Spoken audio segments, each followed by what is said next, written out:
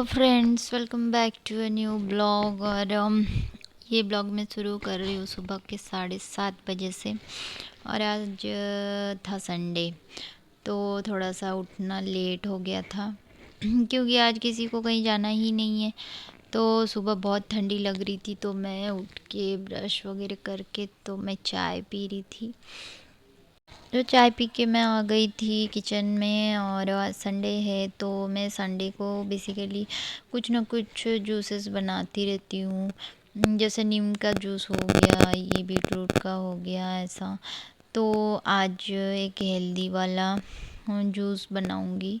और इससे आप भी ना इसको ट्राई कर सकते हैं, क्योंकि इस ये बहुत हेल्थ बेनिफिट देता है। जैसे कि जिसको एनीमिया का दिक्कत होती है, जिसमें जिसके शरीर में खून की कमी रहती है, तो ये जूस उनके लिए बहुत बहुत फ़ायदेमंद है। तो मैं तो हफ्ते में 2-3 बार लेती हूँ। बट जैसे हस्बैंड ऑफिस वगैरह जाते हैं तो वो नहीं ले पाते, तो मैं कोशिश करती हूँ ज़्यादा कि संडे को मैं बना के उनको दे देती हूँ। और ऋषभ भी बहुत अच्छे से पी लेता है ये जूस, उसको कोई दिक्कत नहीं होती। तो मेरे जैसा आप भी बना के देखिएगा। इसको ना बच्चे बहुत अच्छे से पीते हैं और उनको टेस्टी भी लगता है, तो आप ज़रूर इसको ट्राई करिए। क्योंकि सबको ही पता है कि इसमें कितना हेल्थ बेनिफिट रहती है। और बीट रूट और गाजर वैसे तो बच्चे खाते नहीं हैं, तो ऐसी अगर जूस में बना के दे सकते हैं तो ये बहुत अच्छा रहता है। तो मैं ले ली थी गाजर एक और बीट रूट 2। जैसे आप देख ही रहे हो, मैं छोटा छोटा उसको पीसेस काट रही हूँ ताकि मिक्स अच्छे से हो जाए।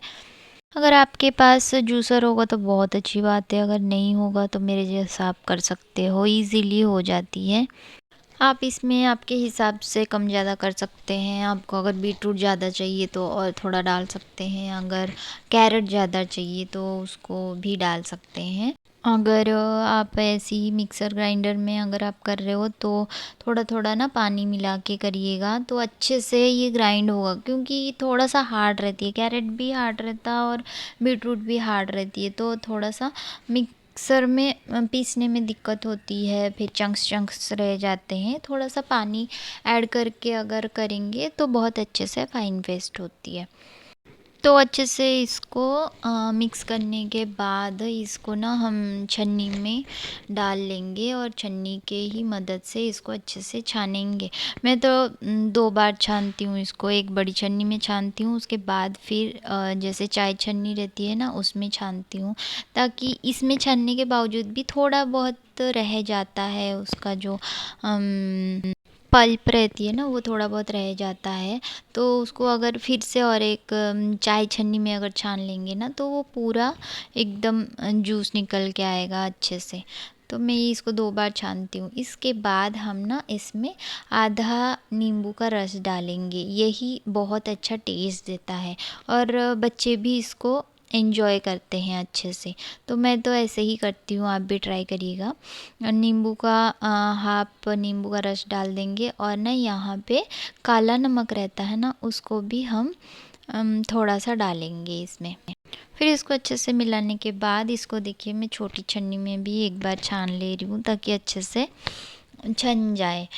और आप ना इसके ऊपर जो फ्रॉदीनेस है ना, अगर उसको आप हटाना चाह रहे होंगे तो आप स्पून की मदद से उसको भी हटा सकते हैं। ये देखिए मैं थोड़ा सा उसको अच्छा लुक देने के लिए एक नींबू को स्लाइस करके यहाँ पे लगा दी थी। एक्चुअली हम ना कोई भी चीज़ खाते हैं तो बोलते हैं ना आँखों से पहले खाया जाता है। तो अगर सुंदर दिखे ना तो वो अपने आप ही अच्छा लगने लगता है। तो ये देखिए ऋषभ का रिएक्शन, वो कितना अच्छे से पी रहा है। और ये था हस्बैंड का नाश्ता और ऋषभ भी यही खाएगा। आज नाश्ते में मैं यही बनाई थी, तो वो दोनों खा लेंगे। और मैं आज नाश्ते में मैगी खा ली थी, सो मैं नहीं खाऊंगी क्योंकि मैं ना एग्स ज़्यादा नहीं खाती हूँ। तो इन लोगों का हो चुका था नाश्ता और अब टाइम है हेयर कटिंग का। मैं ना घर पे ही ऋषभ का बहुत बार हेयर कट कर लेती हूँ, क्योंकि ट्रिमर है ना, तो उसकी मदद से बहुत अच्छे से हेयर कटिंग हो जाती है। और मैं कोई प्रोफेशनल नहीं हूँ, बट ना जब से कोरोना आया था ना, इतना सबको कुछ कुछ कुछ कुछ सिखा के गया है। जब 3 साल कोरोना था ना, तो मैं ऐसे ही ऋषभ को घर पे ही उसका हेयर कट कर देती थी, और तब से मुझे इतना अच्छे से आदत पड़ गई ना। अब तो हस्बैंड भी बोलते हैं तू तो प्रोफेशनल बन चुकी है। तो सीरियसली बहुत अच्छे से हेयर कटिंग हो जाती है घर पे भी। और थैंक्स टू माई ट्रिमर, जिसके मदद से बहुत अच्छा हेयर कट होती है। और ऋषभ को भी बहुत अच्छा लगता है, वो घर पे ही हेयर कट करना पसंद करता है, वो तो बिल्कुल जाता भी नहीं है। अभी उसका रिएक्शन देखना, बाद में मैं आपको दिखाऊंगी, वो बहुत खुश होता है वो। इनफैक्ट वो तो मेरे को गूगल से देख देख के बताता है, मम्मा आज मेरे को ऐसा वाला हेयर कट चाहिए, वैसा वाला हेयर कट चाहिए, जैसे कि मैं घर पे ही पार्लर खोल के रखी हूँ। सो कुछ चीज़ें होती है अच्छे के लिए भी होती है और बुरे के लिए भी होती है, तो कोरोना ने मुझे ये सब बहुत अच्छे से सिखा के गया है। तो ये देखिए ऋषभ को, वो बहुत खुश था अपने हेयर कट से, और बोल रहा था बहुत अच्छा लग रहा है मुझे। अगर उसको अच्छा नहीं लगता ना, वो बहुत चिल्लाता है फिर कि मेरा ऐसा कर दिए वैसा कर दिए। सो हो जाता है बहुत अच्छा, और मैं घर पे कर लेती हूँ ये सब चीज़ें थोड़ा बहुत। देखिए उसका रिएक्शन। तो मैं अब नहा के आ चुकी थी, मेरा सब कुछ हो गया था। अब मैं आ गई थी लंच बनाने फाइनली। तो लंच बनाने से पहले हेयर को बांधना ज़रूरी है, क्योंकि मैं बहुत डांट खाई हूँ इस चक्कर में अपनी माँ से, क्योंकि उनको बिल्कुल खुले बाल पसंद नहीं है किचन में। और थैंक्स टू माय मॉम, वो अभी हमारे साथ नहीं है, पर मुझे बहुत कुछ सिखा के गए हैं। और मैं शुक्रिया अदा कैसे करूँ, मतलब हम लोग ना अपने माँ बाप का शुक्रिया अदा कर ही नहीं सकते। वो जितना हमको देख के जाते हैं ना, हम उनके लिए कुछ भी नहीं कर सकते उतना। तो तब तो मुझे बहुत ना गुस्सा आता था कि मम्मी हर बात पे मेरे को टोकती हैं, ये करती हैं वो करती हैं। पर आज मुझे समझ आया आता है कि जो भी वो करते थे मेरे अच्छे के लिए करते थे, और वो आज मुझे बहुत कुछ फ़ायदा देता है मेरे को। तो ये मैं आ गई थी किचन में, और फिर लंच बनाने। और आज संडे था तो वही मैंने एग्स बॉईल करी थी, तो नाश्ते में वो लोग खा लिए थे बॉइल्ड एग्स।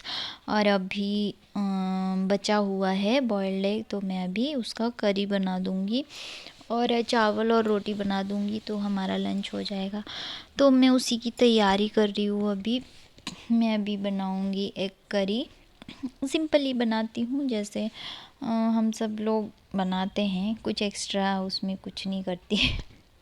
तो वही मैं प्याज अदरक लहसुन और टमाटर का प्योरे बना दूँगी। उसमें मैं ना थोड़ा सा ऐड करती हूँ, जैसे लौंग और दालचीनी और काली मिर्च होती है ना, तो मैं अभी ही सब कुछ ऐड कर देती हूँ, तो उसका अरोमा आती है बहुत अच्छा। क्योंकि ना तेल में ना जब हम डालते हैं ना तेज पत्ता और खड़े मसाले, दालचीनी वगैरह, तो हस्बैंड को फिर वो जब मुंह में आ जाता बाई मिस्टेक, तो बहुत गुस्सा करते हैं। इसीलिए मैं फिर इसको ऐसे ही पीस लेती हूँ। सबसे बेस्ट है ना, मुंह में आएगा ना कुछ। मुझे पसंद है गरम मसाले, जो ऐसे ही सगला रहता है, पर ना हस्बैंड को बिल्कुल भी नहीं पसंद गरम मसाले। तो इसीलिए मैं अरोमा के लिए मैं ऐसे ही मिक्स कर देती हूँ। और ये मैंने थोड़े से आलू उबाली थी, क्योंकि मैं एग्स में डालूँगी। एक्चुअली मैं बिलोंग करती हूँ उड़ीसा से, और वहाँ पे आलू बहुत खाया जाता है और हर चीज़ में डाला जाता है। जैसे नॉनवेज में तो डाला ही जाता है, चिकन हो गया, अंडा हो गया, किसी में भी। तो मुझे बचपन से आदत है, मैं वहीं पली बड़ी हूँ। सब मतलब मैं उड़िया नहीं हूँ, बट मैं पली बड़ी हूँ, मेरा पढ़ाई वहाँ हुआ है, मेरे सारे दोस्त वहाँ रहते हैं। तो ऐसा बोल भी सकते हैं कि वो मेरा जन्मभूमि है, क्योंकि मैं पुरी में ही छोटे से बड़ी हुई हूँ। मुझे बहुत आदत है वहाँ का सब कल्चर, हर चीज़ का। एक्चुअली मैं तो नहीं हूँ उड़िया, मैं साउथ इंडियन हूँ। तो बट मुझे वहाँ का सारा कल्चर, सब चीज़ मुझे बहुत पसंद है, क्योंकि यार बचपन से जहाँ पे रहते हैं वहीं के तो हो जाते हैं ना। तो आपने देखे ही होंगे, यहाँ पे मैंने ऑयल डाली थी, उसमें फिर तेज पत्ता डाल दी थी, और प्याज चॉप करके रखी थी ना, वो थोड़े से डाल दी थी। अच्छा लगता है इसमें चॉप किया हुआ प्याज भी। तो उसको डालने के बाद जो मैं पेस्ट बनाई थी ना, वो भी डाल दी थी। तो उसको अच्छे से भुनी थी, और जैसे वो ऑयल छोड़ने लग गया था, तो उसके बाद मैंने रूटीन के मसाले डाल दी थी, हल्दी, नमक, फिर वही धनिया पाउडर, जीरा पाउडर, गरम मसाला। उसके बाद मैंने थोड़ा सा कस्तूरी मेथी डाली थी, और उसको अच्छे से भूनी थी। मसाला भुनने के बाद फिर अभी एग्स डाल दी, और मैं ना एग्स को ऐसी मसाले में ही थोड़ा बीच में से ऐसे कट लगा देती हूँ, ताकि उसके अंदर तक के मसाला जाए। तो मैं एग्स को अच्छे से मसाले में अभी कोट कर दूँगी। फिर यही स्टेज पे मैं बॉइल्ड जो आलू रखी थी ना, उसको मैं अभी डाल दूँगी, और फिर अच्छे से एक मिक्स दे के फिर मैं इसमें डालूँगी गरम पानी, थोड़ा सा गरम पानी। ठंडा पानी डालने से इतना अच्छा टेस्ट नहीं आता, तो मैं हमेशा कोई भी करी में, तो मैं दाल में, सब में गरम पानी ही डालती हूँ, और गरम पानी ही डालना चाहिए। गर्म पानी डालने से क्या होता है ना, उसका जो टेम्परेचर है ना, तो वो बरकरार रहता है। जैसे हम ठंडा पानी अगर डाल देंगे ना, तो टेम्परेचर अप एंड डाउन हो जाती है, और उसके लिए फिर ना करी के टेस्ट में फिर फ़र्क आ जाता है। इसीलिए गर्म पानी ही डाला करिए, तो उसमें ज़रूर से गर्म पानी ही डाला करिए। और मील वाइल मैंने उधर रोटी बना रही हूँ, क्योंकि हस्बैंड दोनों ही खाते हैं रोटी और चावल। जैसे वो नॉर्थ साइड से बिलोंग करते हैं, तो फिर उनको रोटी चाहिए रहता है, और मैं तो प्रेफर करती हूँ राइस। ख़ासकर लंच में तो मैं राइस ही प्रेफर करती हूँ, फिर डिनर में रोटी चल जाती है मेरे को, पर मुझे राइस चाहिए ही चाहिए। राइस के बिना मेरा होता नहीं है। और मेरा ना रोटी का तवा है, पर ना मैं क्या है, जैसे नॉन-वेज और वेज के लिए ना मैं अलग अलग बर्तन यूज़ करती हूँ। मतलब जैसे वेज में मैं अलग बर्तन यूज़ करती हूँ, पूरा अलग, और नॉन-वेज के लिए पूरा ही अलग बर्तन रहते हैं मेरे सेट पूरा। तो इसीलिए उसमें मैं रोटी बना रही हूँ। और ये फिर फाइनल टच, इसमें मैं अभी डाल दी थी कटा हुआ धनिया का पत्ता, और थोड़ा सा ऊपर से गरम मसाला।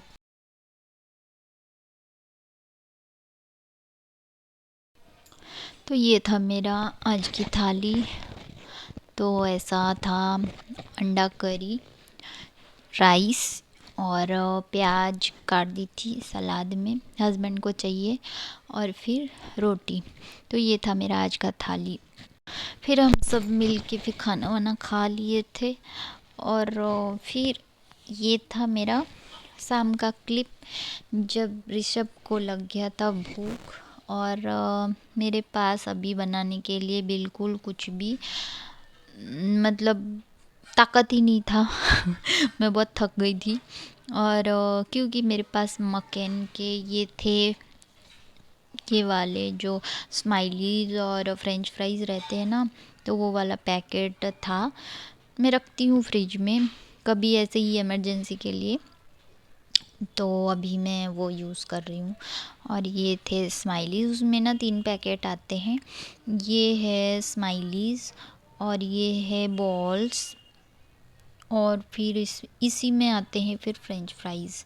तो कुछ नहीं, बस तेल को गरम कर लेना है और उसमें डाल के बस 2 मिनट लगते हैं, बना लेना है।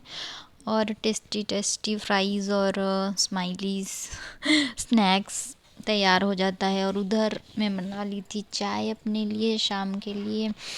तो ये ऋषभ बाबा अभी एंजॉय कर रहे हैं उनके स्नैक्स। देखिए बच्चों को कितनी खुशी मिलती है ना ये सब चीज़ें खाने में। और अगर अभी आप लोग ना खाना दे दो, सर्व कर दो, बिल्कुल ही नहीं उनको भूख लगती है और कुछ नहीं लगता उनको, फिर भूख तो गायब ही हो जाती है। ये देखिए कितनी एंजॉय करके खा रहे हैं, वाह, उनकी खुशी की तो कोई ठिकाना ही नहीं है। ऐसे ही रहते बच्चे यार, क्या करें, अभी इतना कुछ मिलता है। हम हमारे बचपन में तो ये सब कुछ मिलता ही नहीं था यार, घर में ही जो भी पड़ा है वही खाते थे। नहीं तो बहुत मार पड़ती थी, है ना। ऐसा किस किस के साथ होता था मेरे को ना कमेंट में बताइएगा। तो गाइज़ यही था आज का ब्लॉग। वीडियो पसंद आया तो मेरे स्क्रीन पे जो दिख रहा है ना, आप सबको तो पता ही होगा, लाइक और सब्सक्राइब। और मैं मिलती हूँ आपके साथ और एक नई वीडियो पे, फिर मिलते हैं। तब तक के लिए आप अपना ख्याल रखिए। Bye bye and take care.